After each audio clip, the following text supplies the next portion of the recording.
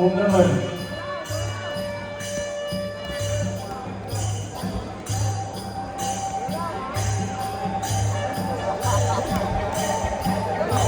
ครับเรายกที่หนึ่งเอาวันยกที่หนึ่ง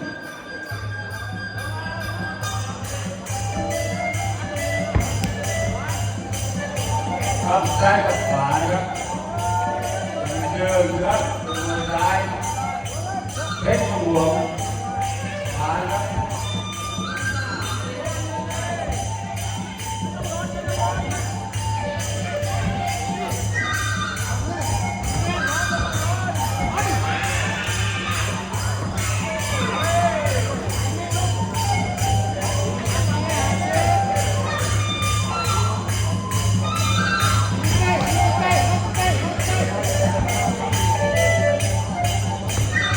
ครับดูว่าคู่เวลาอยู่คู่ครับดูว่าตัวเท่ากัน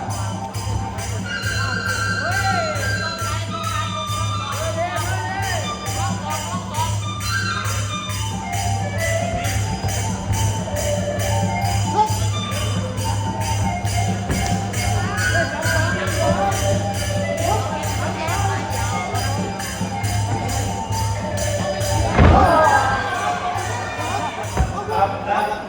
ประมาณครับประมาณโอ้เจ็ด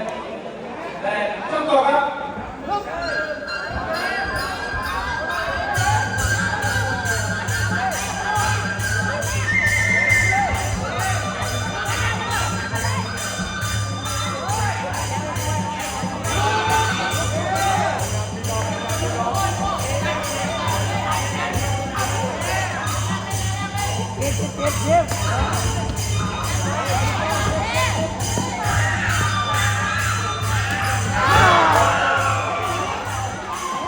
นับครั้งที่สองห้าหกเจ็ดแปดต้องต่อครับ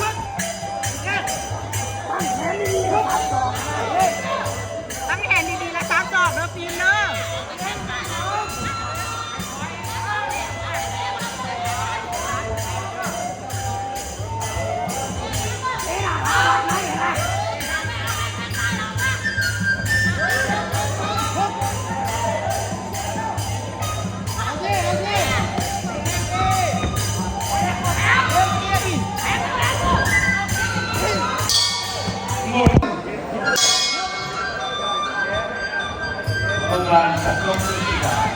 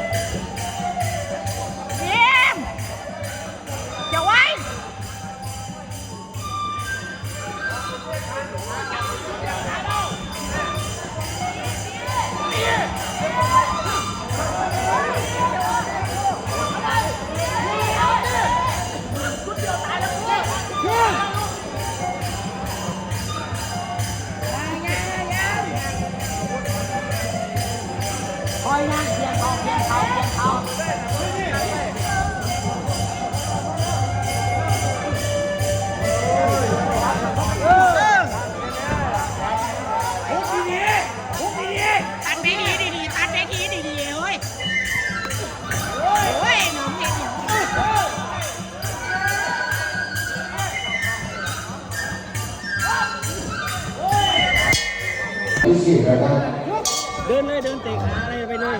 มันจะทิ้งตัวลูกเดินแล้วหักออกเตะเลย